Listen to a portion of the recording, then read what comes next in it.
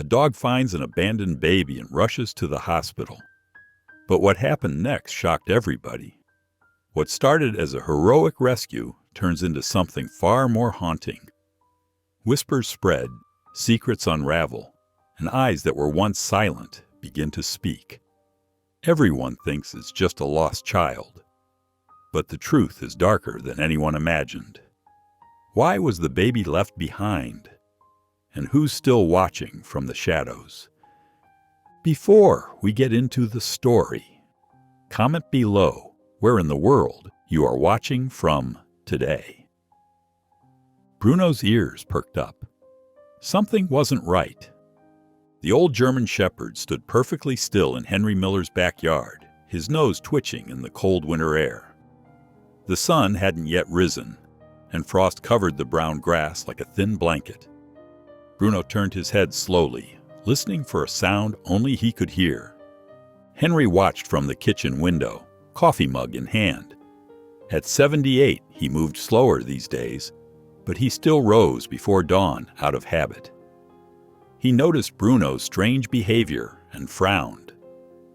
"What's got into you, boy?" Henry called through the partially opened window. His breath made little clouds in the frigid air. Bruno didn't respond. His muscles tensed beneath his thick fur coat. Then, without warning, the dog sprinted across the yard and leapt over the low wooden fence that separated Henry's property from the forest beyond. "Bruno, come back here!"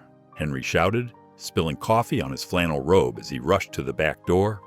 "Bruno!" But the dog had vanished into the trees, a shadow disappearing into shadows.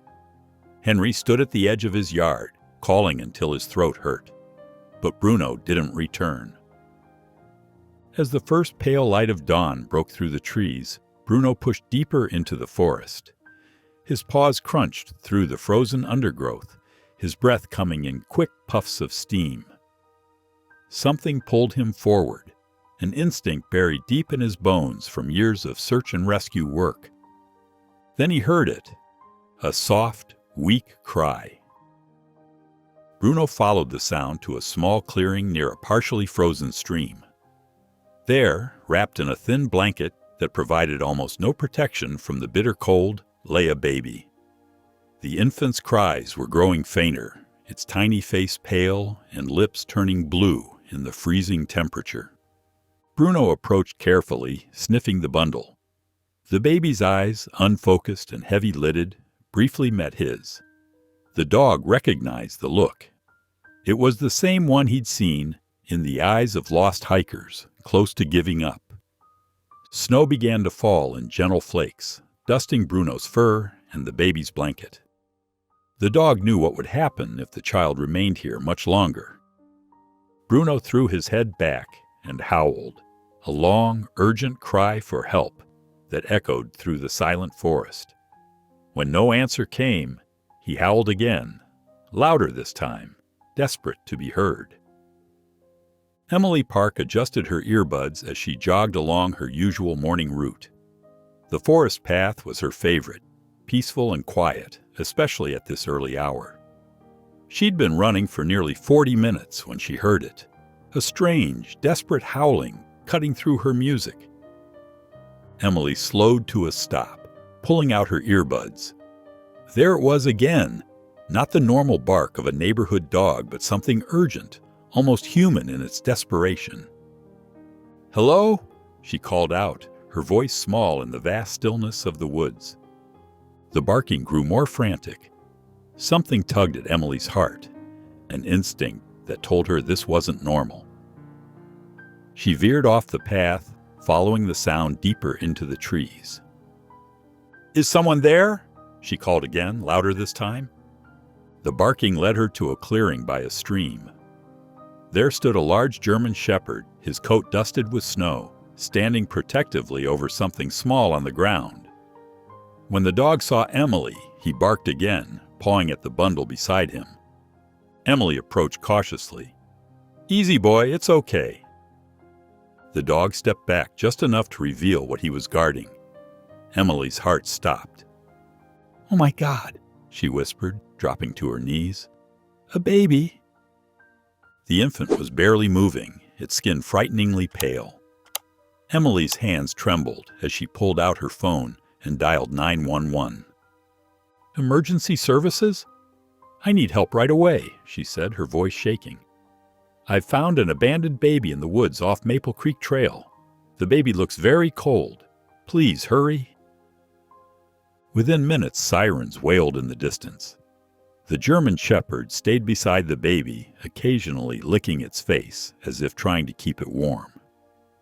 When the paramedics arrived, they worked quickly, wrapping the infant in thermal blankets and rushing it to the ambulance. To everyone's surprise, the dog bolted after the vehicle as it pulled away, running alongside it for several blocks before finally falling behind. At Riverside Community Hospital, Nurse Lana Cortez was finishing her overnight shift when the call came in. "Abandoned infant, severe hypothermia, ETA 3 minutes." The radio crackled. Lana's training kicked in immediately. She prepared the warming equipment and alerted Dr. Nathan Reed, who rushed to join her. When the paramedics burst through the doors, Lana's professional calm guided her actions as they transferred the tiny patient to the treatment table. The baby was so small, so still. "Female, approximately 2 months old," a paramedic reported. "Found in the woods with only this blanket." As Lana gently unwrapped the baby from the thin covering, her fingers suddenly froze. The soft yellow fabric with tiny hand-stitched butterflies in the corner, she recognized it instantly. "Lana?" Dr. Reed asked, noticing her hesitation. "Everything okay?" But Lana couldn't speak. She was staring at the blanket she had made years ago, during those dark months of her pregnancy. The same blanket she had donated to the women's shelter when she left town, running from an abusive relationship, heartbroken and terrified. The same shelter where she had left her own baby girl. Lana's hands trembled as she cradled the yellow blanket, the memories washing over her like a tidal wave. The hospital room faded away as her mind traveled back 7 years. It had been raining the night she stumbled into the Pine Ridge Women's Shelter, one hand clutching her swollen belly, the other holding a small duffel bag with everything she owned. Her eye was still swollen shut from his last punch. "You're safe now," a gentle voice had said. That was Grace Viller, the shelter coordinator with kind eyes and silver-streaked hair. "Nobody will hurt you here." Those first weeks, Lana barely spoke. She sat in the common room, methodically stitching butterflies onto the yellow blanket fabric Grace had given her. "Each stitch is love," Grace had said, watching Lana's careful handiwork. "Your baby will feel that, no matter where life takes you both." When the time came, Lana made the hardest decision of her life. She couldn't raise a child while looking over her shoulder, terrified her ex would find them. "Sometimes the bravest love is letting go," Grace had whispered as Lana signed the adoption papers, tears staining the yellow blanket, the only gift she could leave behind. "Lana, did you hear me?" Dr. Reed's voice pulled her back to the present. "I asked if you're all right." Lana clutched the blanket to her chest. "Nathan, I made this blanket. These butterflies, I stitched them myself." Dr. Reed's expression softened with concern. "That's quite a coincidence." "No, you don't understand," Lana insisted, her voice cracking. "This is the blanket I left with my baby at the shelter. I'd know it anywhere." Nathan placed a gentle hand on her shoulder. "Lana, there are thousands of yellow baby blankets. You've been working too many shifts. Your mind is making connections because you want them to be there." "I know what I made," she whispered, tracing the slightly uneven stitching of the smallest butterfly. "This could be my daughter." Dr. Reed sighed. "Even if the blanket is similar, it doesn't mean this is your child. Don't do this to yourself." As they spoke, neither noticed the small face peering through the window of the hospital room door. 10-year-old Lucas Andrews stood silently watching, his foster care worker chatting with a nurse down the hall. The boy's eyes weren't on the baby or the doctors, but fixed on Bruno, who had somehow found his way into the hospital and now sat patiently in the hallway, his intelligent eyes never leaving the infant's room. Lucas hadn't spoken a word in over a year, but seeing the dog, he lifted his hand in a small, secret wave. Lana couldn't let it go. The yellow blanket with its uneven butterfly stitches had stirred something deep inside her, a mother's instinct that couldn't be silenced by Nathan's dismissal. During her lunch break, she slipped into an empty break room and dialed the number for Pine Ridge Women's Shelter with trembling fingers. Her heart pounded as she waited through 3 rings. Pine Ridge, this is Marla speaking? Hi, Marla. This is Lana Cortez. I stayed at your shelter about 7 years ago. She twisted the phone cord around her finger. I'm calling about a yellow baby blanket with butterfly stitches that came in with an abandoned infant. Do you know if any mothers have come through recently with something similar? There was a pause on the line. I shouldn't share client information, but Marla lowered her voice. Grace Wheeler was asking about yellow blankets 2 weeks ago. She was frantic about finding one. Then she just disappeared.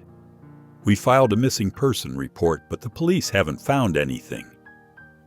Lana's blood ran cold. Grace? Grace Villar, who worked at the shelter? Yes. She's been our coordinator for 12 years.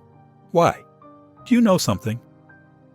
I need to call you back, Lana whispered, hanging up as her world tilted sideways. Meanwhile, Dr. Nathan Reed sat in his office, troubled by his conversation with Lana. Something about the name Grace Villar nagged at him. He pulled up the hospital's archived records and typed in the name. A file from 5 years ago appeared. Nathan's mouth went dry as he read, Grace Villar, interviewed regarding abandoned infant case number 4872. Subject claimed no knowledge of infant's origins. Across the hospital in the children's therapy ward, Bruno had been granted special visitation rights after a hospital volunteer recognized him as a retired service animal. Children gathered around, petting his soft fur and giggling when he gently licked their hands. Only Lucas Andrews remained apart, watching from a corner chair. The social worker had brought him for his weekly therapy, but as usual, he refused to participate. Bruno's ears perked up. He turned from the circle of children and padded directly to Lucas, sitting down in front of the silent boy.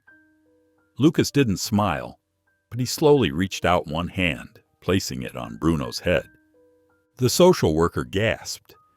It was the first voluntary contact Lucas had initiated in months. Bruno laid his head in the boy's lap, and Lucas's fingers began to move through his fur, the tension in his small shoulders easing for the first time since he'd arrived at the hospital. Nathan Reed locked his office door and leaned against it, breathing hard. The name Grace Villar had shaken him more than he wanted to admit.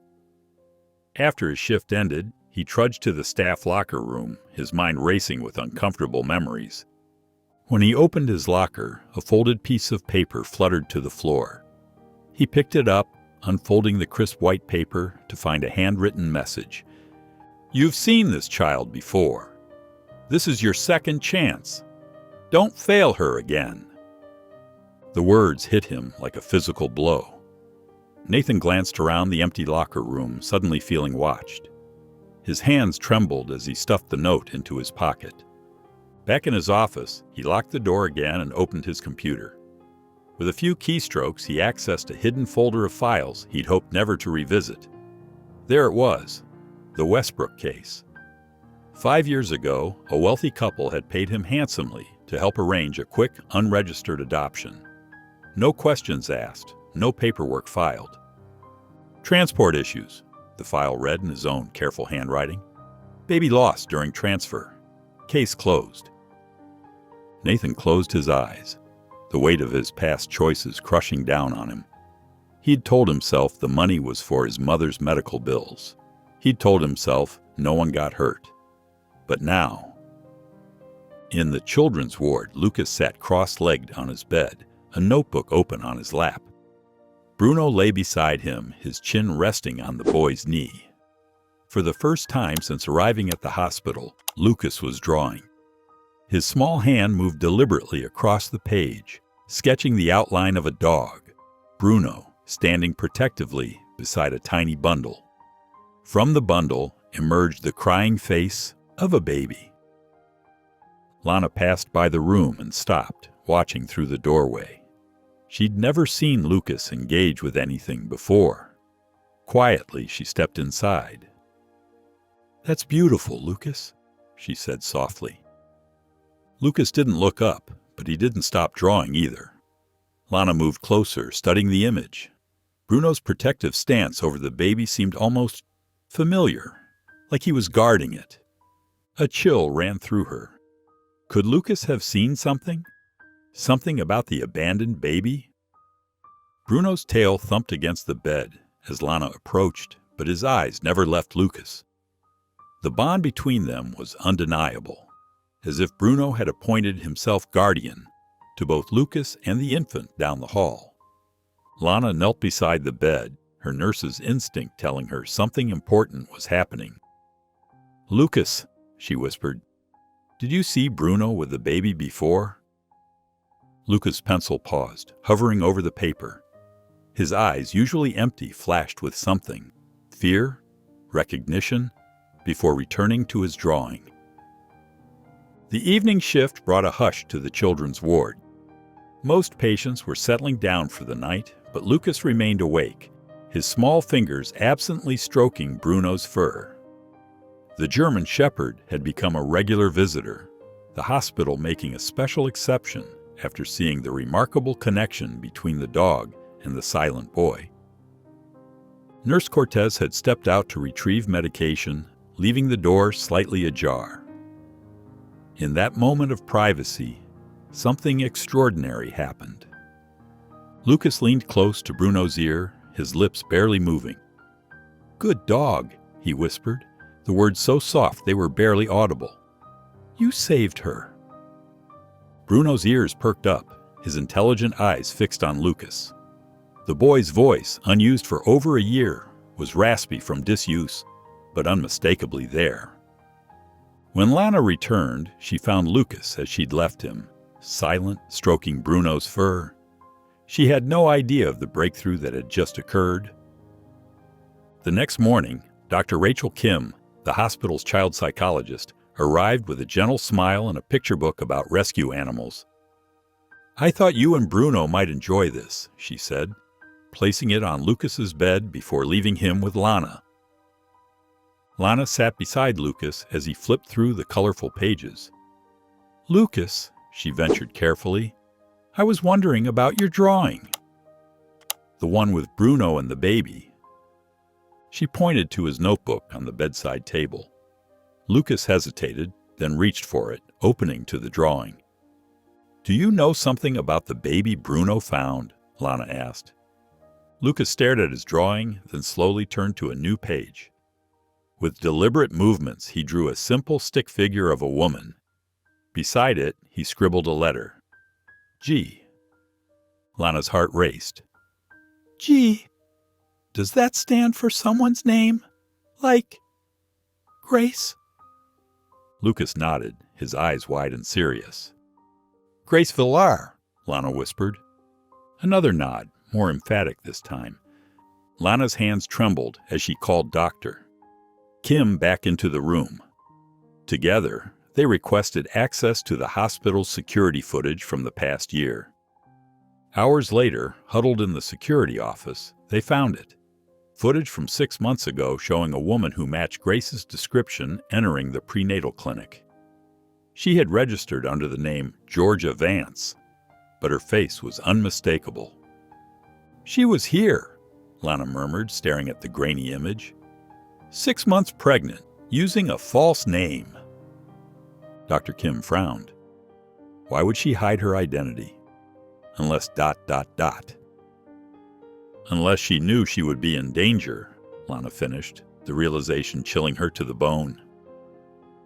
Lucas sat cross-legged on his bed, his eyes following Bruno as the German Shepherd paced the small hospital room. The boy's face, usually blank and unreachable, had softened. His shoulders, typically tense and hunched, had relaxed. It was a subtle change, but to Lana, who had been watching him carefully for days, it was like witnessing a flower slowly unfurling toward the sun. Dr. Rachel Kim noticed it too. She leaned against the door frame, clipboard pressed to her chest, observing the interaction with professional interest. "It's remarkable," she said quietly to Lana. "I've tried for weeks to establish rapport with Lucas. Bruno's done more in 3 days than I've managed in 3 months." Lana nodded. "He hasn't spoken, but there's something there. A connection." "I think we should formalize this, Doctor," Kim suggested. "Use Bruno as a therapy bridge. Animals can reach places in the heart that people sometimes can't." Later that afternoon, Lana returned with a worn scrapbook tucked under her arm. She sat beside Lucas, who was sketching another picture of Bruno. "I brought something to show you," she said gently. "From the shelter where I used to work." Lucas looked up, his curiosity piqued. Lana opened the scrapbook. Inside were photos of women and children, holiday celebrations, and quiet moments of shared meals. "This was a place where people came when they needed help," she explained. She turned the pages slowly, watching Lucas's face. When she reached a photo of a smiling woman with dark hair helping decorate a Christmas tree, Lucas's pencil dropped. His finger touched the image, tracing the outline of Grace Villar's face. His eyes held quiet recognition, unmistakable and certain. "You know her," Lana whispered. It wasn't a question. Lucas nodded once. At the nurses' station, Lana shared what had happened with Nurse Stephanie Hale, a veteran staff member with 20 years at the hospital. "Grace Villar," Stephanie repeated, frowning. "That name sounds familiar." "She might have been here recently," Lana said. "Maybe 6 months ago." Stephanie's eyes widened suddenly. "Wait, I remember her now. Not from 6 months ago. More recent. Maybe 2 months back. She was in the lobby looking nervous. She had a child with her, wrapped in a blanket." "A blanket?" Lana's heart skipped. "What kind of blanket?" "Handmade, light blue with yellow stars."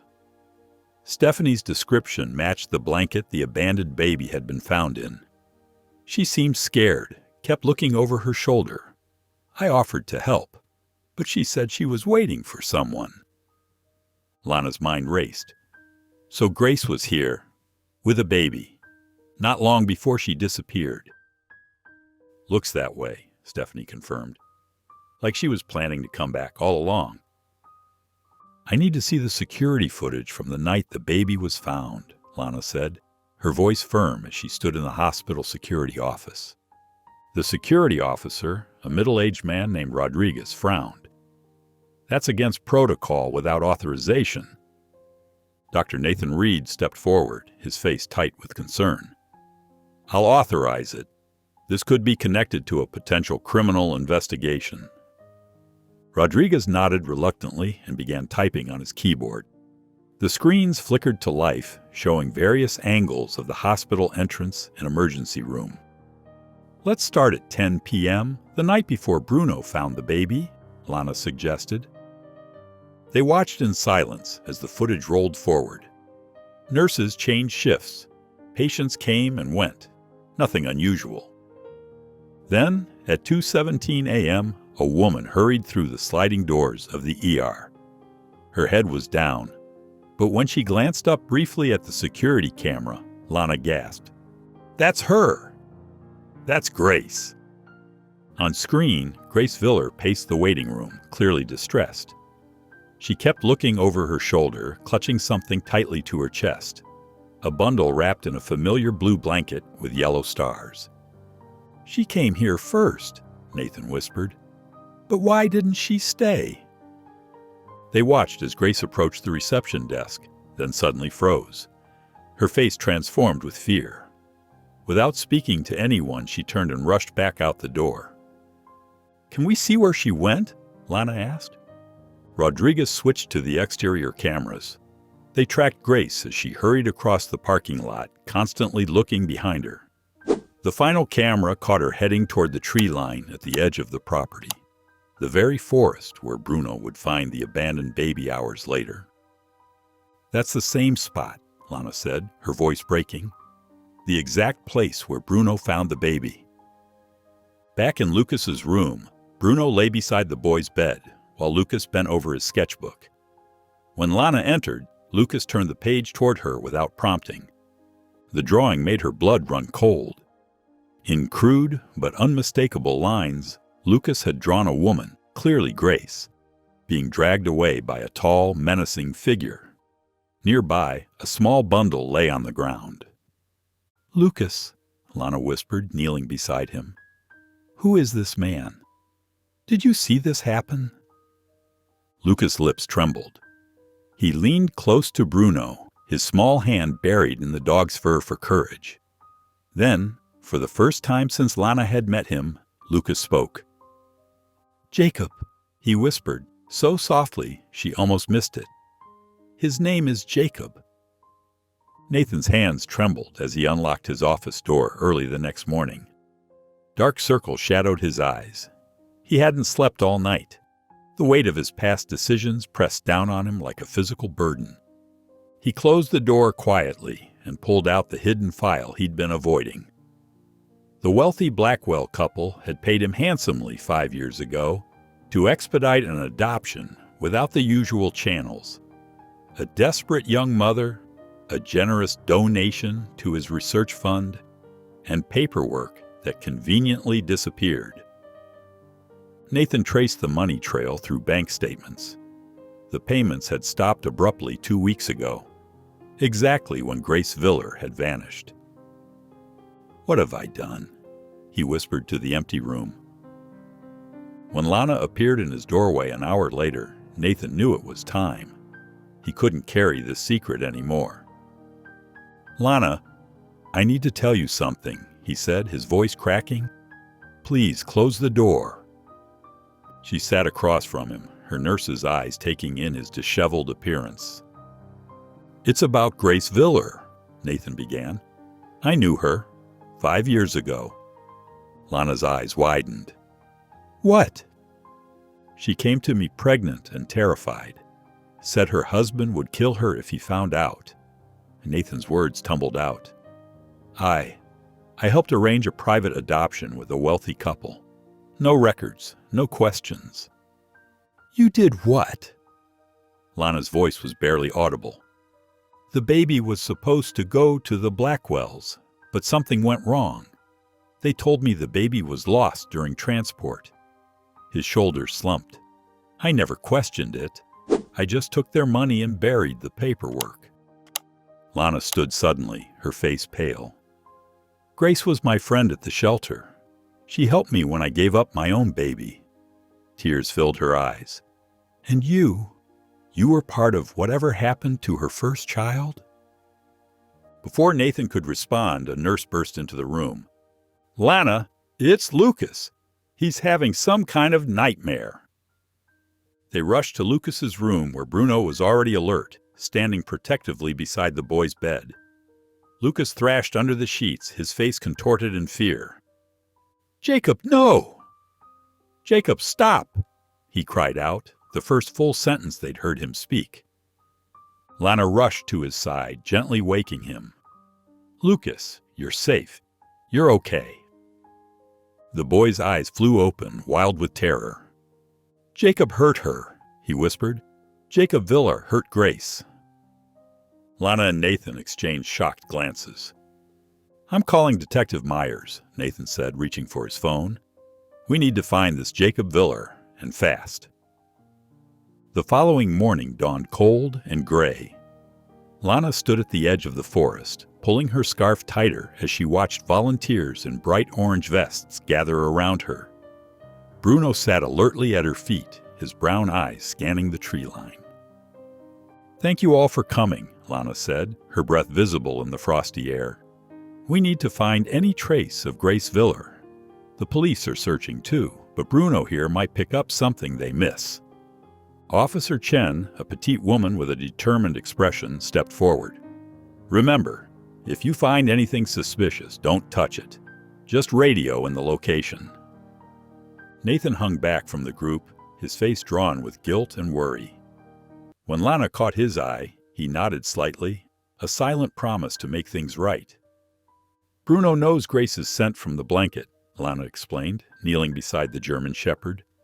She held out a small plastic bag containing a scrap of fabric from the baby's blanket. "Find her, boy."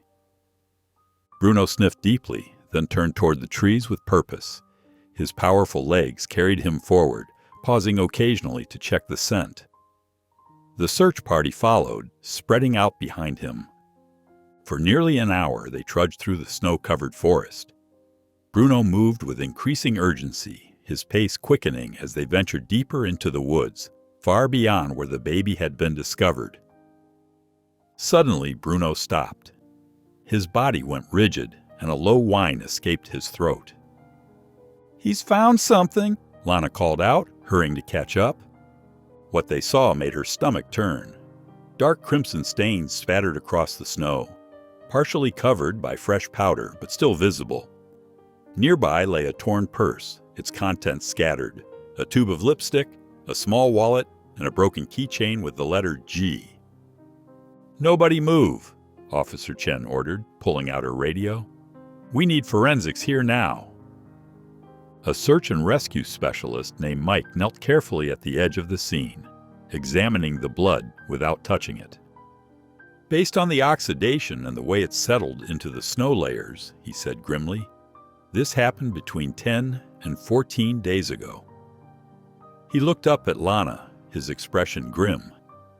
With this amount of blood loss in these temperatures, survival would be unlikely. Lana pressed her hand to her mouth, tears forming in her eyes. Bruno moved to her side, leaning against her leg as if offering comfort. "Grace," she whispered, "what happened to you?" The next morning, Lana drove to the women's shelter, where she had once sought refuge years ago. The building looked smaller than she remembered, a modest 2-story house with peeling blue paint and a small garden out front. She sat in her car for several minutes, gathering courage, with Bruno waiting patiently in the passenger seat. "I never thought I'd come back here," she whispered, scratching behind Bruno's ears. "But Grace needs us." The shelter director, Monica Hall, was the same woman who had helped Lana during her darkest days.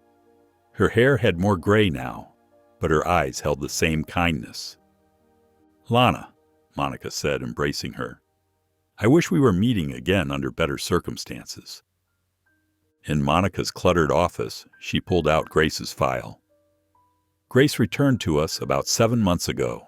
She was 5 months pregnant and terrified." Monica slid a photo across the desk, Grace with her hand protectively over her swollen belly, dark circles under her eyes. "She said someone was watching her. We offered police protection, but she refused." Monica disappeared into a storage closet and returned with a small cardboard box. "She left this behind when she disappeared. It's labeled Hope." Inside the box was a sealed envelope, a tiny knitted baby hat, and a silver locket. Lana's hands trembled as she opened the envelope. "To whoever finds my baby," the letter began. "Her name is Hope. Jacob will never stop looking for us. If you're reading this, I couldn't keep her safe myself. Please give her the love I could not. Tell her someday that her mother tried." Lana's vision blurred with tears. Bruno pressed his warm body against her legs as she clutched the letter to her chest. "She knew," Lana whispered. "She knew she might not survive, but she made sure her baby would."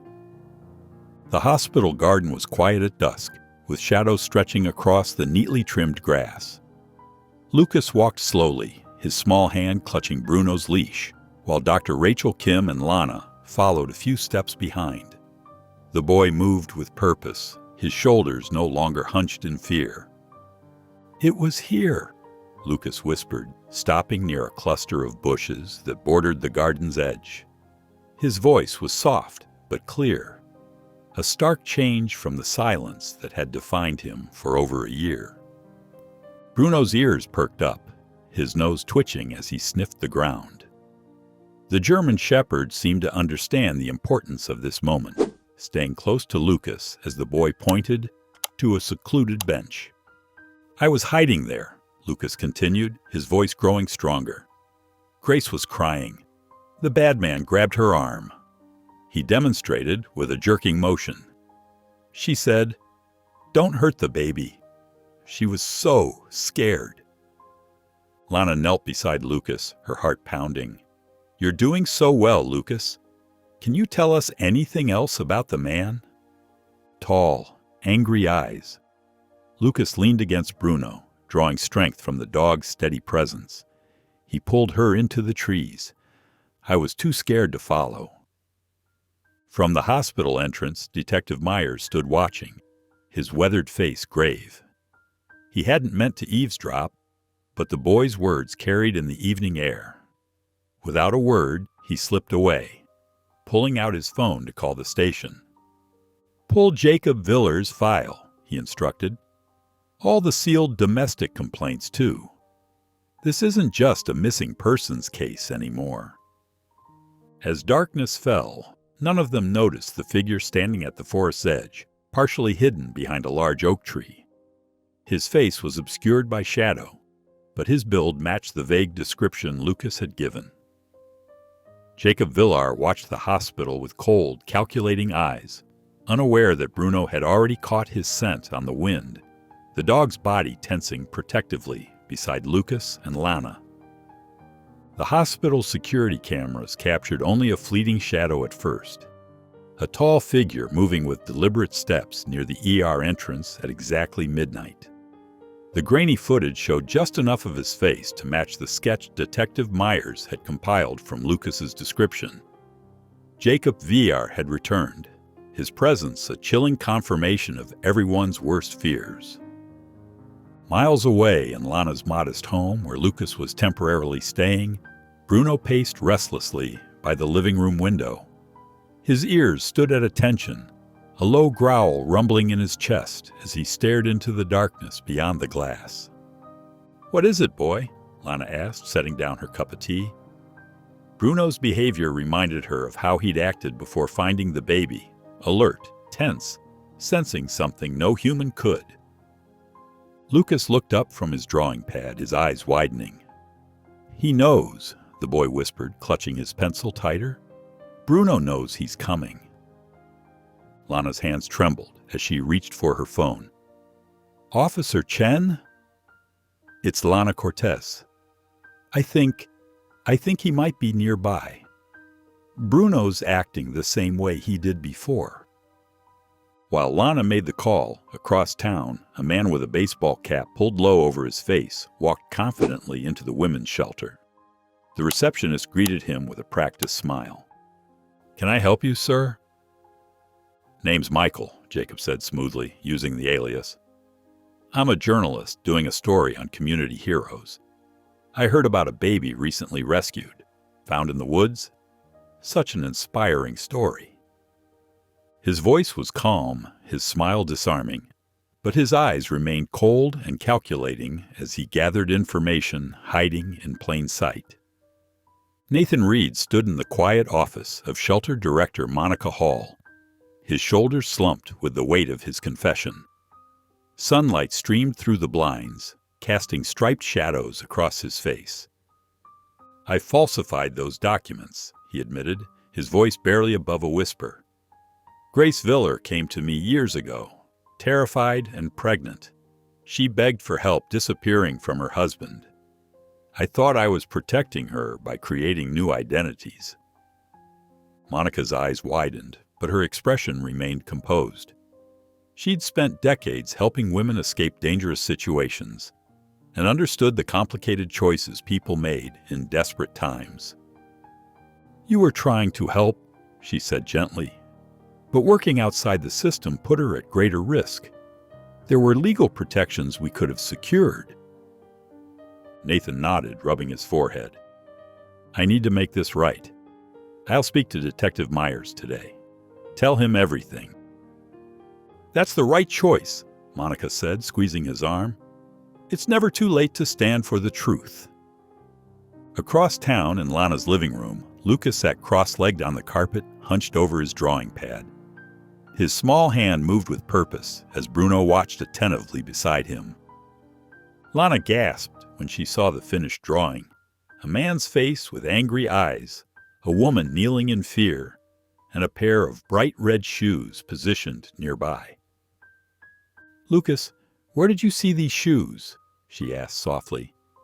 The boy pointed to Bruno, then to the window. Lana retrieved a plastic evidence bag containing a single mud-caked red shoe found during the forest search.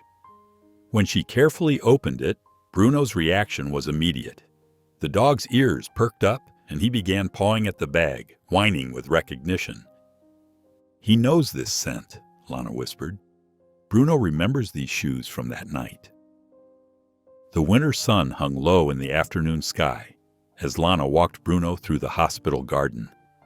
Lucas held tightly to the leash, his small face more relaxed than it had been in months. The trio had settled into a comforting routine. These daily walks had become healing moments for all of them. Without warning, Bruno's body tensed.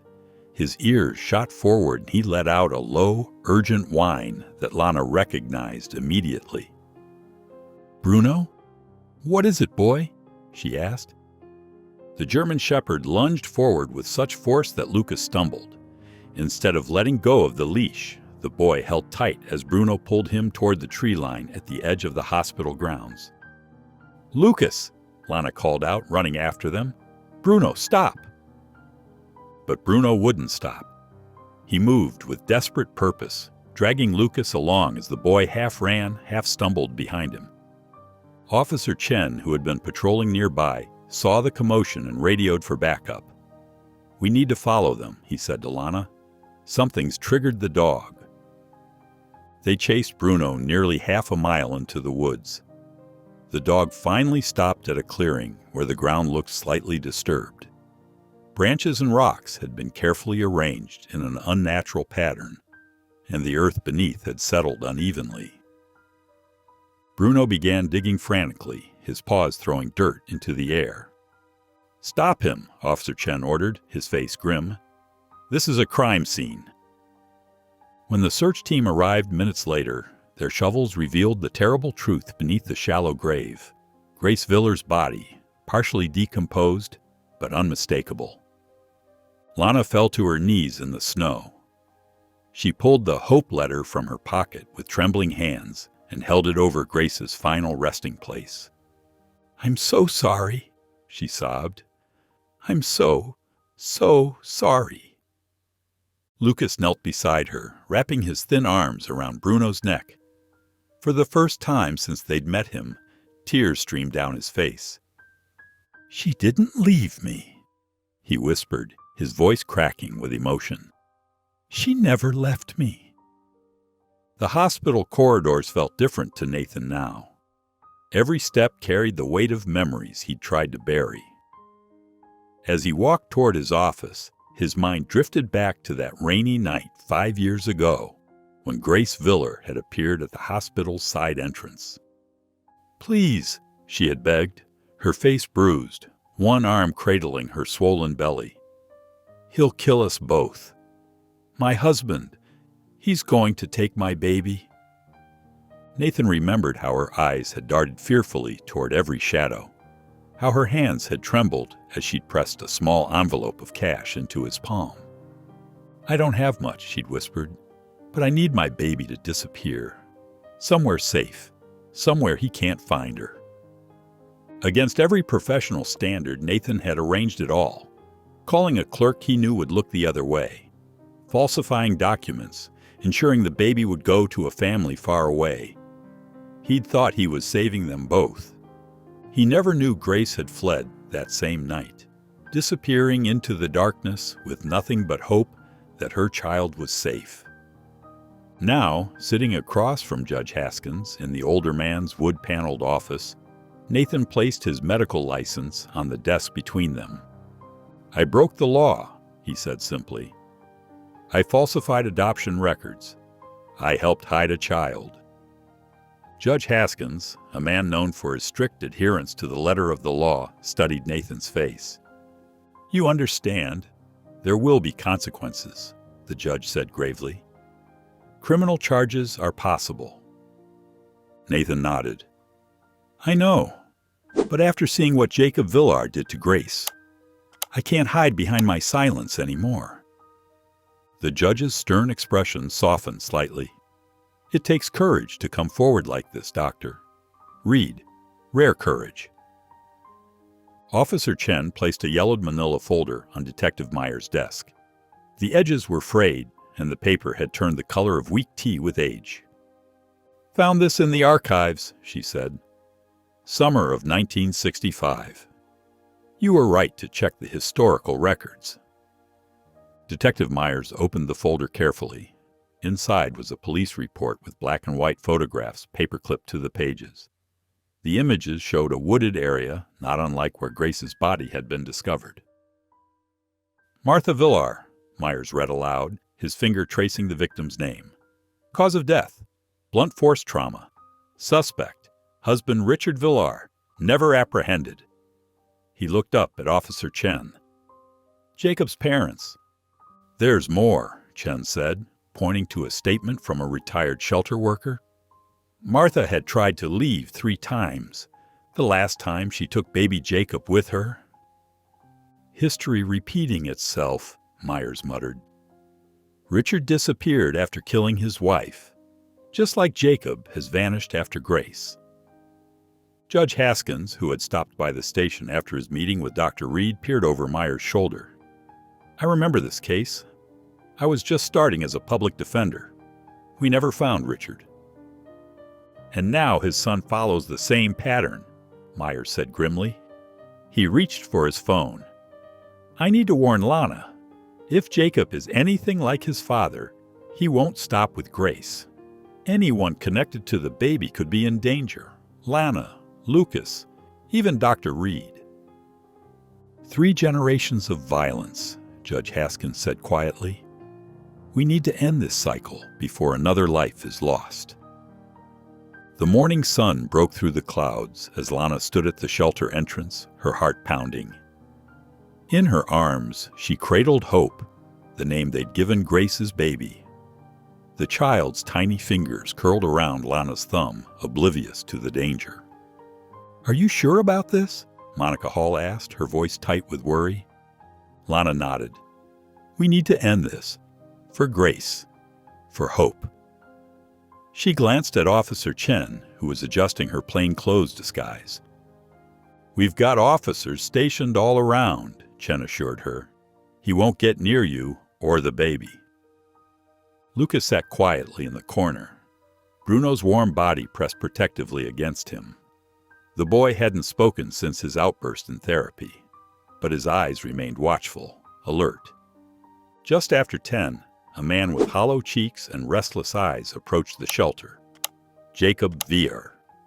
His clothes were rumpled, his movements jerky. But he smiled, a practiced, empty smile, as he reached for the door. "I heard about the baby found in the woods," he said smoothly to Monica. "I work for social services. Just checking in." Monica blocked the doorway. "Do you have identification?" Jacob's smile tightened. "Of course." He peered past her, spotting Lana with the baby. Something dark flickered across his face. Bruno's ears perked up. A low growl rumbled in his chest as he rose to his feet, positioning himself between Jacob and Lana. That's when Lucas stood up. His small body trembled, but his voice rang out clear and strong. "He's the one!" He hurt her. Jacob's face contorted. He shoved Monica aside and lunged forward, only to find Bruno blocking his path, teeth bared. "Police! Don't move!" Officer Chen emerged from the back room, gun drawn. Jacob spun and bolted toward the exit, but officers swarmed from every direction, tackling him to the ground. As they handcuffed Jacob, Lucas ran to Bruno, burying his face in the dog's fur. "You saved us," he whispered, "just like you saved Hope." As Jacob was being handcuffed, something snapped in him. With unexpected strength born of desperation, he wrenched free, shoving an officer aside and bolting through the shelter's back door toward the dense woods known as Ash Pines. Bruno's reaction was instantaneous. The German Shepherd lunged forward, breaking free from Lucas's grip. His powerful legs propelled him after Jacob, disappearing into the tree line with single-minded purpose. "Bruno!" Lucas cried out, his voice breaking. Officer Chen grabbed her radio. "Suspect fleeing on foot into Ash Pines. K9 in pursuit." She and Detective Myers raced after them, guns drawn. The forest swallowed them in seconds. Bare branches clawed at the sky, while pine needles cushioned their footsteps. Chen lost sight of both dog and fugitive as the woods thickened. "This way!" Detective Myers pointed to fresh footprints in patches of snow. Meanwhile, Bruno tracked Jacob with unwavering focus, closing the distance with each bound. The man's panicked breathing and crashing through underbrush made him easy to follow. Jacob reached a clearing and found himself teetering at the edge of a steep ravine. He turned to find Bruno blocking his escape, teeth bared, growling with fierce determination. "Get back!" Jacob shouted, his voice cracking with fear. He took a step backward, and the snow-covered edge crumbled beneath him. Jacob screamed as he slipped, barely catching a jutting root. His legs dangled over the drop. "Help me!" he cried out, genuine terror replacing his earlier confidence. Bruno stood at the edge, barking sharply, alerting the officers who finally broke through the trees. "Don't move!" Officer Chen shouted as she and Myers carefully approached the edge. Together, they pulled the trembling Jacob to safety and immediately secured handcuffs around his wrists. Jacob Viller sat hunched at the metal table, his wrists cuffed and his eyes darting nervously around the stark interrogation room. Detective Myers leaned forward, his weathered face showing no emotion as he placed a folder on the table between them. "We found Grace's body, Jacob." "Bruno led us right to her," Myers said quietly. "And Lucas is talking now. The boy saw everything." Jacob's shoulders slumped. The fight seemed to drain out of him all at once like air from a punctured balloon. "I never meant for her to die," he whispered, his voice cracking. "It wasn't supposed to go that way." Behind the one-way glass, Nathan Reed stood frozen, watching the confession unfold. Beside him, Lana clutched Lucas's hand tightly. The boy pressed close to her side, his eyes fixed on the man who had haunted his nightmares. "Tell me what happened that night," Detective Myers prompted. Jacob ran a trembling hand through his unkempt hair. "She was always trying to leave me, but this time was different. She had the baby with her. My baby." His voice hardened. "I followed her to that hospital. I knew she was going there to get help, to get away from me for good. And then," Myers pressed, "I caught up to her in the parking lot. She ran into the woods. I chased her." Jacob's eyes grew distant. "She was screaming, begging me to leave her alone. But I couldn't let her take my child." Lana felt tears streaming down her face as she listened. Lucas squeezed her hand, his own eyes wide but dry. "I grabbed her arm," Jacob continued. "She fought back harder than ever before. We struggled, and she—" His voice faltered. "She fell, hit her head on a rock. There was so much blood." Nathan pressed his palm against the glass, his breath fogging the surface. All those years ago, if he'd done things differently, reported Jacob instead of helping Grace disappear, maybe she'd still be alive. "The baby was crying," Jacob said. I panicked. I dragged Grace deeper into the woods and covered her with branches. I was going to take the baby, but then I heard voices, people looking. I got scared and just left her there, by the stream. I figured someone would find her. You left your own child to freeze to death, Myers stated flatly. Jacob's face crumpled. I wasn't thinking straight. I was afraid of getting caught. In the observation room, Lucas suddenly spoke, his voice small but clear. He's telling the truth. That's what I saw from my window. I saw him chase her into the trees. Nathan turned to the boy, then back to the glass. His unethical help, Jacob's violence, the system's failures, they had all played a part in Grace's death. The weight of it crushed down on him like a physical thing. I've been running ever since, Jacob concluded, hanging his head. When I heard about the baby being found, I knew it was only a matter of time. Detective Myers closed his folder. Jacob Villar, you're under arrest for the murder of Grace Villar. The county courthouse stood solemn against the gray winter sky, its stone pillars casting long shadows across the steps where people gathered in hushed groups. Inside courtroom 3, the polished wooden benches filled quickly with reporters, curious locals, and those whose lives had been forever changed by Grace Vischer's death. Lana Cortez sat in the front row, her hands clasped tightly in her lap. The weight of the past pressed down on her shoulders like a physical burden. Beside her, Lucas Andrews fidgeted nervously, his small fingers tracing invisible patterns on the wooden bench. Dr. Nathan Reed sat stiffly on Lucas's other side, his face drawn with guilt and regret. At the back of the courtroom, Bruno lay quietly, his intelligent eyes tracking every movement. The judge had made a special exception to allow the German Shepherd's presence, acknowledging his crucial role in finding both the baby and Grace's remains.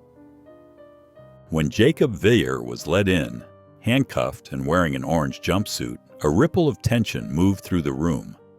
His eyes darted around until they locked briefly with Lucas's. The boy shrank back, pressing closer to Lana. It's okay, she whispered, putting her arm around his thin shoulders. He can't hurt you now.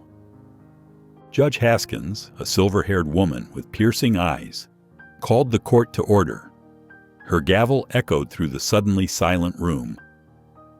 The state versus Jacob Villar, she announced. Mr. Villar, you are charged with second-degree murder, child endangerment, and domestic abuse. How do you plead? Jacob's voice was barely audible as he mumbled, Not guilty. Prosecutor Ellis, a tall woman with a no-nonsense demeanor, rose from her seat. Your Honor, the defendant not only subjected Grace Villar to years of documented abuse, but pursued her when she tried to escape with their child. His actions directly led to her death and left an infant to die of exposure in freezing temperatures. The courtroom buzzed with angry whispers. Judge Haskins tapped her gavel once. When Lucas was called to testify, his face went pale. He looked back at Bruno, who seemed to understand the boy's fear. The dog's steady gaze gave Lucas the courage to stand. Mr. Andrews, Judge Haskins said gently, I understand you witnessed something important. Can you tell us what you saw that night? Lucas stood in the witness box, his voice small but growing stronger with each word. I couldn't sleep. I was looking out my window at the hospital. He paused, swallowing hard. I saw a lady running into the trees. She was carrying something, a bundle. And then what happened? Prosecutor Ellis prompted. A man chased her. He was yelling. Lucas' voice trembled. I saw them fighting in the trees. When Lucas faltered, his eyes found Bruno. The dog sat up straighter, as if offering silent support. Drawing a deep breath, Lucas continued. She fell down. She didn't get back up. the man dragged her deeper into the woods. Tears filled his eyes. "That man," he pointed at Jacob, who stared down at the table. "That's him." A murmur swept through the courtroom. Public sentiment was clear. They wanted justice for Grace, for the abandoned baby, for Lucas, whose silence had finally broken. The community's anger was palpable, pressing against the walls of the courtroom like a physical force. Judge Haskins thanked Lucas for his bravery. As he stepped down, Bruno padded forward to meet him halfway, offering more than just companionship. He was a lifeline, a bridge between trauma and healing. 2 days after Jacob Viller's arraignment, Dr. Nathan Reed stood before the State Medical Ethics Board in a small hearing room adjacent to the main courthouse. Unlike the packed courtroom of Jacob's trial, this space held only a handful of people. The board members, Monica Hall from the shelter, and Lana Cortez, who sat quietly in the back row. Nathan had requested this hearing himself, refusing the traditional private disciplinary process. His written confession lay before each board member, 5 pages detailing his role in Grace's illegal adoption attempt and the years of silence that followed. "Dr. Reed," began the Ethics Board Chair, Dr. Eleanor Williams, "you've admitted to falsifying medical records, arranging an unauthorized adoption, and concealing evidence in a case that ultimately resulted in a woman's death. Do you understand the gravity of these violations?" Nathan stood straight, his hands steady despite the tremor in his voice. "I do, Doctor. Williams, I betrayed my oath as a physician and the trust of my patients. I thought I was helping Grace escape her abuser, but my methods were wrong. I should have reported the abuse and sought legal protection for her." The room fell silent as Nathan continued. "For years I've carried this guilt, telling myself I did what was necessary. But Grace died alone in those woods, partly because the system failed her, and partly because I chose to work outside it rather than fix it." Dr. Williams nodded solemnly. "And you understand that by coming forward voluntarily, you're ending your medical career?" "Yes," Nathan replied. "It's the only way I can honor Grace's memory and begin to make amends." The board deliberated briefly before delivering their unanimous decision. Dr. Williams spoke the words Nathan had been expecting. "The board hereby revokes your medical license, effective immediately." As the hearing concluded, Nathan felt a strange sense of peace wash over him. The burden he'd carried for years had been acknowledged publicly. The secret was finally out. Outside the hearing room, Monica Hall approached him. Her kind eyes held no judgment, only compassion. "That took courage," she said quietly. Nathan shook his head. "Not courage, necessity. I should have done it years ago." Monica touched his arm gently. "The shelter needs help, Nathan. Not as a doctor, but as a community worker.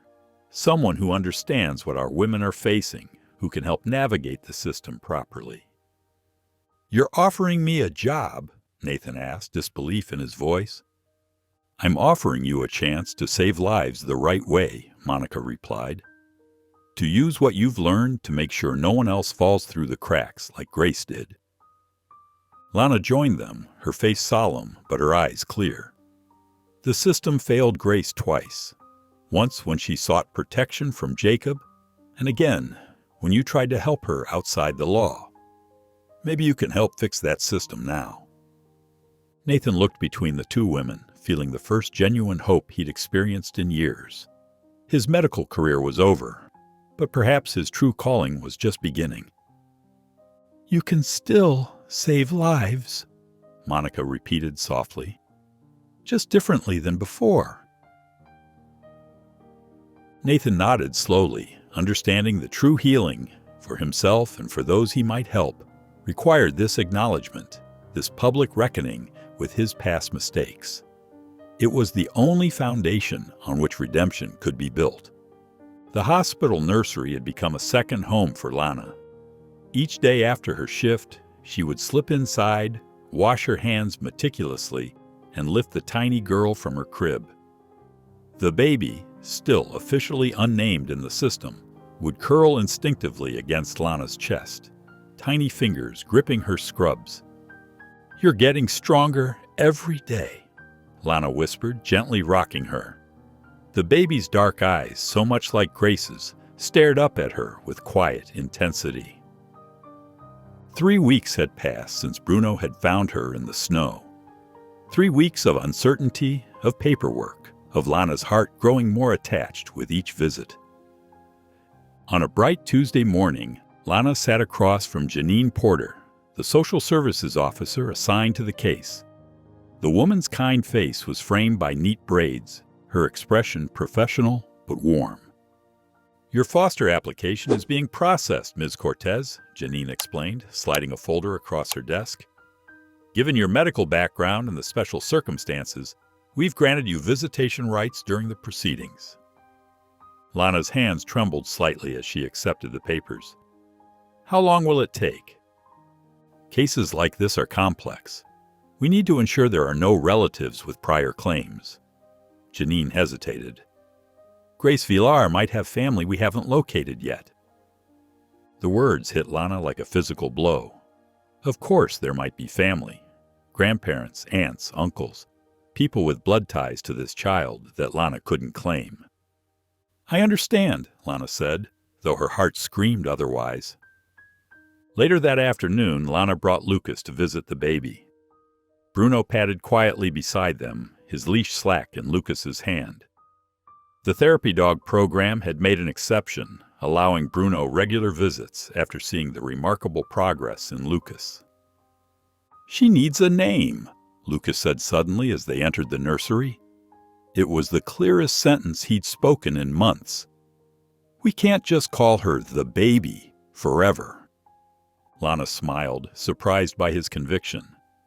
"What do you think we should call her?" Lucas approached the crib where the infant lay awake, her tiny fists waving in the air. Bruno sat beside him, watchful and protective. "Hope," Lucas said simply, "like the box Grace left at the shelter." Tears sprang to Lana's eyes. "Hope," she repeated. The name felt right, not just for the child, but for all of them. Hope was what Grace had given her daughter when she'd hidden her away from Jacob. Hope was what Bruno had found in the snow. Hope was what was slowly healing Lucas's silence. That evening, Lucas asked to read to the baby. Seated in a rocking chair with Bruno at his feet, he held a picture book while Lana cradled Hope in her arms. "Once upon a time," Lucas began, his voice growing stronger with each word, "there was a brave little bird who got lost in a storm." Lana watched in wonder as Lucas transformed, taking on the role of protective older brother. His eyes would occasionally dart to Bruno for reassurance, but his voice remained steady. Hope's eyes fixed on his face, as if absorbing every word. When visiting hours ended, Janine Porter found them like this, a makeshift family formed in the wake of tragedy. "She may still have relatives out there," Janine reminded Lana gently as they prepared to leave. Lana nodded, her arms feeling empty after handing Hope back to the nurse. She wasn't sure whether to let go or hold on tighter. The future remained uncertain, but for now, they had given the baby more than just a temporary home. They had given her a name that carried all their hopes forward. The morning broke softly over Pine Hollow, golden lights spilling through the trees surrounding the women's shelter. A small crowd had gathered in the garden behind the main building, where freshly turned earth marked the spot of a newly planted oak sapling. A simple stone plaque read, "The Mother's Root, in memory of Grace Villar." Shelter staff had arranged chairs in a semicircle around the young tree. Monica Hall, the shelter director, stood with quiet dignity beside Lana, who held baby Hope wrapped in the handmade blanket that had connected them all. Lucas sat nearby, Bruno lying protectively at his feet. Even Nathan Reed had come, standing slightly apart from the others, his face solemn with the weight of his past choices. Judge Haskins arrived just before the ceremony began, nodding respectfully to the gathered mourners. Though Grace's body had been cremated days earlier, this was the community's first chance to properly say goodbye.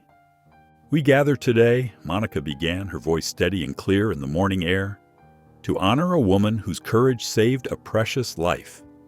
Grace Viller knew fear, but she knew love more deeply." As the small urn of ashes was passed to Lana, tears streamed down her face. She stepped forward, cradling hope in one arm while accepting the urn with her free hand. "I knew Grace years ago," Lana said, her voice breaking slightly. "We were both running, both afraid. But Grace never stopped fighting for those she loved." She looked down at the sleeping infant in her arms. "Her name will be Hope, because Grace gave hers away, so another could live."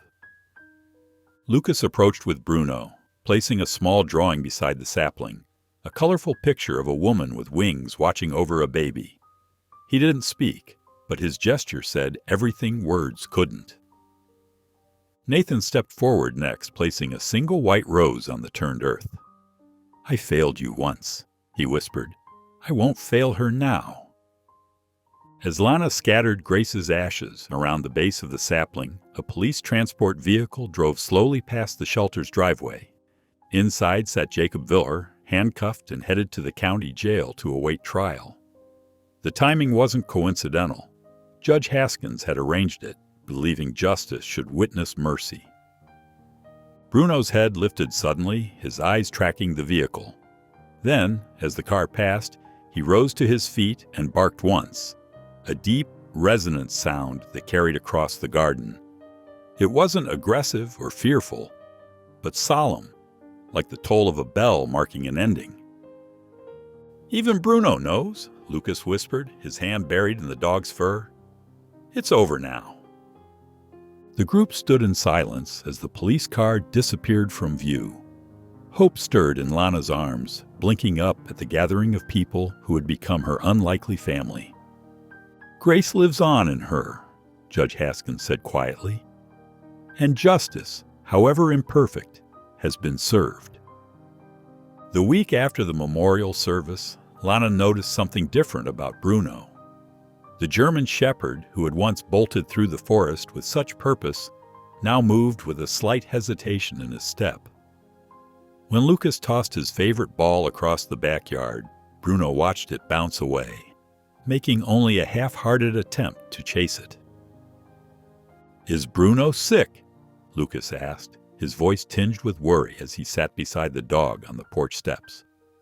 Lana knelt down and ran her hand gently along Bruno's back.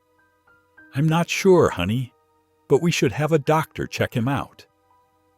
The veterinarian's office was bright and cheerful, with colorful paw prints painted along the walls. Dr. Chen examined Bruno thoroughly, her experienced hands moving carefully over his joints and muscles. "He's showing signs of arthritis in his hips," she explained, showing Lana the x-rays. "It's common in older dogs, especially those who've been as active as Bruno. Search and rescue work can be hard on their bodies." Lucas stood on tiptoes to see the images. "Does it hurt him?" he asked quietly. "Sometimes it probably does," Dr. Chen answered honestly. "But we can help make him more comfortable." That afternoon, Lana and Lucas transformed a corner of the living room into what Lucas called Bruno's Hero Headquarters. They gathered soft pillows and plush blankets, creating a nest-like bed where Bruno could rest his tired body. Lucas spent hours drawing colorful signs decorated with paw prints and the words "Hero Dog" in bold letters. "Every hero needs a special place," Lucas explained as he taped his artwork to the wall above Bruno's new bed. Bruno seemed to understand the space was for him. He circled 3 times before settling into the cushions with a contented sigh, his amber eyes watching Lucas and Lana with quiet gratitude. "He likes it," Lucas whispered, sitting cross-legged beside the dog. The next day, Nathan Reed knocked on their door, holding a small package. His appearance had changed since the hearing. He looked more at peace, though humbled. The crisp white coat was gone, replaced by casual clothes and a shelter volunteer badge. "I heard about Bruno," he said, handing Lana a bottle of joint supplements. "These might help him." Lana invited him in and they sat at the kitchen table while Lucas read to Bruno in the living room, the dog's head resting contentedly in the boy's lap. "How are things at the shelter?" Lana asked. Nathan's smile was genuine. Different. Better in some ways. "I'm helping with their medical outreach program, teaching basic health care to families in need." He glanced toward Bruno. "Some wounds heal when you choose to stop hiding them," he said thoughtfully, nodding toward the dog. "Bruno carries his scars proudly because they tell the story of who he is and what he's done." Lana understood he wasn't just talking about Bruno. Nathan had found his own path to healing by facing his mistakes openly. "He saved more than just Hope, didn't he?" Lana said softly. "He saved all of us," Nathan replied, watching as Lucas gently stroked Bruno's graying muzzle. "In different ways." In the days that followed Bruno's veterinary visit, Lana received a call from Janine Porter, the social worker handling Hope's case. "We've located some personal effects belonging to Grace Viller," Janine explained. "They were in a storage unit she'd been renting. I thought you might want them, especially since you're caring for Hope now." The next afternoon, Janine arrived with a medium-sized cardboard box. It wasn't heavy, but Lana felt the weight of what it represented as she accepted it with trembling hands. "Thank you," she whispered, setting it on the coffee table. After Janine left, Lana sat staring at the box for nearly an hour, Bruno resting his head on her foot as if offering silent support. Lucas watched curiously from the doorway, Hope sleeping peacefully in her carrier nearby. "What's in there?"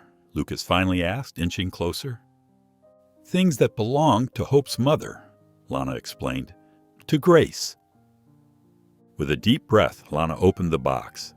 Inside were a few photographs, a small jewelry box containing a silver locket, and beneath them, a bundle of envelopes tied with a faded blue ribbon. Each envelope was addressed simply, "To my baby." Lana's hand shook as she untied the ribbon. She carefully opened the first letter, dated nearly a year earlier. "My precious little one," she read silently, tears welling in her eyes. "Today I felt you move for the first time, like butterfly wings inside me. I wonder if you know how much I already love you." Lucas sat beside her on the couch, peering at the delicate handwriting. "Can you read it out loud?" he asked softly. Lana nodded, picking up another letter. She carried it over to Hope's carrier and knelt beside it. The baby's eyes were open now, gazing up with that innocent wonder that only babies possess. "My darling," Lana read, her voice gentle but clear enough for Lucas to hear. "Whatever happens, please know that every choice I make is to keep you safe. Your father's anger grows worse each day, and I fear what he might do. But I promise you this, you will have the chance I never had. You will be loved and protected. You deserve a world without fear." A tear dropped onto the paper, and Lana wiped her eyes before continuing. "She loved you fiercely," she whispered to Hope, stroking the baby's cheek. "And now, so will we." Lucas was quiet for a long moment, his eyes thoughtful. Then he looked up at Lana. "Can we write letters too? To Grace?" "I think that's a beautiful idea," Lana said. Lucas disappeared into his room and returned with paper and colored pencils. He sat at the kitchen table, his face scrunched in concentration as he wrote. Bruno limped over to lie at his feet, ever the faithful companion. When he finished, Lucas carefully folded his letter and carried it to Hope's crib. He slipped it underneath the mattress, then added a drawing of a heart with the words, "We are your family now," written inside it. "So she knows," he explained simply. Lana wrapped her arm around his shoulders, holding him close as they both looked down at the sleeping baby, their unexpected gift, their hope. The county courthouse bustled with activity, but in courtroom B, a sacred hush fell as Judge Haskins reviewed the final documents. Sunlight streamed through tall windows, casting a warm glow across the polished wooden benches where Lana sat, her hands clasped tightly in her lap. Hope, now 7 months old, cooed softly in a carrier beside her, dressed in a pale yellow dress with tiny embroidered daisies. Lucas sat on Lana's other side, unusually neat in his button-up shirt and combed hair. Under the bench, Bruno lay with his graying muzzle resting on his paws, his watchful eyes never leaving Hope. "Ms. Cortez," Judge Haskins said, looking up from the papers with a gentle smile, "I've reviewed all the documentation, including the character references and home study reports. Everything is in perfect order." Janine Porter, seated nearby, gave Lana an encouraging nod. "In the matter of the child formerly known as Baby Doe," Judge Haskins continued, her voice taking on the formal tone required by law, "this court hereby grants full legal and physical custody to Lana Marie Cortez." Lana's eyes filled with tears. She had imagined this moment for months, but now that it was here, the emotion overwhelmed her. "Would you like to state for the record the name you've chosen?" Judge Haskins prompted. Lana stood, her voice steady despite her tears. "Hope Grace Cortez," she said clearly. "Hope for her future, and grace to honor her birth mother who loved her enough to save her." The judge nodded approvingly. "Hope Grace Cortez it is." She signed the final document with a flourish. "Congratulations, Ms. Cortez. She's officially your daughter." A small cheer went up from the back of the courtroom where shelter staff had gathered to witness the moment. Monica Hall wiped tears from her eyes, and even Nathan Reed, standing quietly in the corner, smiled with genuine happiness. "Your Honor," Lucas said suddenly, standing up, "I made something. Can I show it?" Judge Haskins, known for her formality, softened at the boy's earnest request. "Of course, young man." Lucas pulled a handmade scrapbook from his backpack. He'd worked on it secretly for weeks, with help from his art therapist. Opening it to the first page, he held it up for the judge to see. "This is when Bruno found hope," he explained, pointing to a carefully drawn picture of a German shepherd standing guard over a bundle in the snow. "And this is Grace," he continued, turning the page to show a photograph of the young woman, smiling from a shelter picnic years ago. "And this is Lana, promising to take care of Hope forever." The last page showed a colorful drawing of all of them together, Lana, Lucas, Hope, and Bruno, standing in front of a small house with a bright sun overhead. Bruno, as if sensing his role in the story, lifted his head and gave a soft, approving bark. His tail swept gently across the floor as he shifted to lie closer to Hope's carrier. Judge Haskins looked at the unusual family before her, a woman who had once given up her own child, now embracing motherhood, a boy who had found his voice after trauma, a baby who had been abandoned but was now cherished, and an aging dog who had brought them all together. "This court recognizes the family of Hope Grace Cortez," she declared warmly. "May you have many happy years together." The backyard of Lana's small suburban home buzzed with celebration. Colorful balloons bobbed in the gentle summer breeze, tied to chair backs and fence posts. A hand-painted banner stretched across the patio. "A year of hope," in bright, cheerful letters, Lucas's handiwork. Paper streamers twisted overhead, casting dancing shadows on the grass where Hope sat in a special decorated chair, her chubby fingers exploring the texture of frosting on her small birthday cake. "I can't believe it's been a year," Lana said, adjusting the tiny birthday crown on Hope's dark curls. The baby girl, dressed in a frilly yellow dress, giggled and reached for her mother's face. Bruno lay nearby, his aging body stretched out on a soft blanket in the shade. But his alert eyes never left Hope. His muzzle had grown whiter over the months, but his devotion remained unchanged. When Hope squealed with delight at the sight of a butterfly, Bruno's tail thumped against the ground in shared happiness. Lucas, now 11 and talking more each day, arranged presents on a table covered with a flowered tablecloth. He had grown taller, his eyes brighter, his shoulders no longer hunched with fear. "Is this good, Lana?" he asked, carefully positioning a gift wrapped in shiny paper. "Perfect," she answered, her heart swelling with love for this boy who had become so much more than just a foster child in her home. Monica Hall arrived with a homemade cake, larger than the smash cake for Hope. The shelter staff all signed a card, she said, placing it among the gifts. Everyone wanted to be part of today. The gate opened and Nathan Reed stepped into the yard. He carried something tucked under his arm, a polished wooden box with delicate carvings along its edges. Though no longer a practicing doctor, he had found purpose working at the shelter, counseling women in crisis. The past year had etched new lines around his eyes, but they were laugh lines now, not marks of guilt. "Sorry, I'm late," he said, setting the box down carefully on the gift table. "I wanted to finish this properly." Lana approached, curious. "What is it?"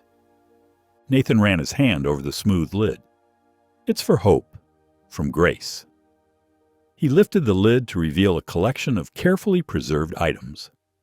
The letters Grace had written to her unborn child, pressed flowers from the shelter garden, a small silver locket, and photos of Grace as a young woman, smiling, hopeful, before Jacob entered her life.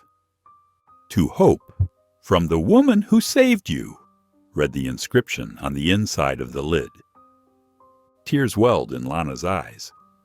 "It's beautiful, Nathan. Thank you." As afternoon mellowed into evening, they gathered around Hope's high chair for cake and ice cream. Candles flickered in the growing dusk, casting a warm glow on the faces of this unlikely family. Lucas, standing taller than he had a year ago, raised his small cup of juice. "I want to say something," he announced, his voice clear and steady.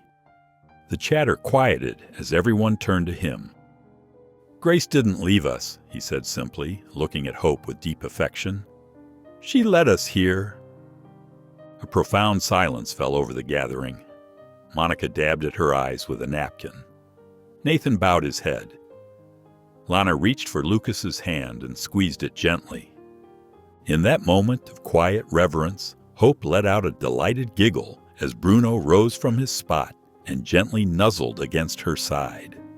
The baby's small hand patted his graying muzzle with pure trust and love. The moving truck pulled away from the curb, leaving Lana, Lucas, Hope, and Bruno standing in front of their new home. It wasn't grand or fancy, just a small 2-bedroom cottage with a wraparound porch and flower boxes waiting to be filled. But what caught everyone's eye was the door, a vibrant, glossy red that seemed to glow in the afternoon sunlight. "It's perfect," Lana whispered, adjusting 1-year-old Hope on her hip. The toddler reached toward the bright color, babbling excitedly. Lucas nodded in agreement, his hand resting on Bruno's head. Grace would have loved it. Lana smiled, remembering the conversation she'd had with Monica while looking at houses. The shelter director had mentioned something Grace once told her during a late-night talk. Red doors mean life, not loss. In the old days, they meant sanctuary. Bruno limped slightly as he climbed the 3 steps to the porch, his arthritis more noticeable these days, but his tail wagged steadily. He sniffed around the doorframe, then looked back at his family as if giving his approval. Inside, boxes were stacked in nearly every corner, but Lana had already decided on one important task before unpacking anything else. From her purse, she pulled out a framed photograph of Grace. Not the sad, frightened woman from the shelter records, but a younger Grace, smiling in a garden, her eyes bright with possibility. Lucas helped her hang it in the entryway, directly across from the red door so that sunlight would touch it first thing every morning. Above the photograph, Lana carefully mounted a hand-carved wooden sign that read, "Thank you for hope." "Is it straight?" she asked Lucas, stepping back. "Perfect," he said, no longer the silent, traumatized boy who had witnessed terrible things. His voice had grown stronger over the months, especially when reading to Hope. They spent the afternoon unpacking essentials, dishes, bedding, Hope's crib, and Bruno's special orthopedic bed that Lana had splurged on when the vet mentioned his joints were getting worse. By evening, the cottage was still cluttered with boxes, but it already felt like home. After a simple dinner of pizza on paper plates, Lucas gathered Hope's favorite books and settled on the living room floor.